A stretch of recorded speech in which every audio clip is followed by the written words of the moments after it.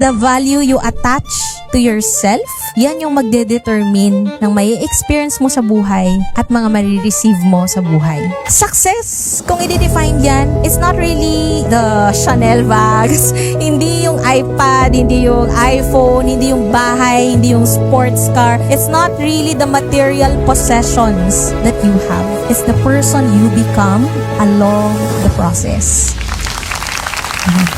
Yung tunay na measure of success, yung pag tinanggal lahat sa'yo, kaya mo ulit i-build, i-create yung wealth na nawala sa'yo and more. The real success is something that can never be taken away from you.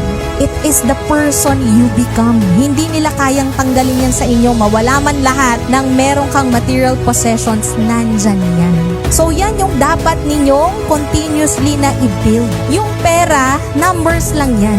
Reflection lang yan. Pero yung tunay na success is when you build you. When you build your character, your identity, and your value. This portion is brought to you by the Flyers TV channel. Salveo Well, saving lives.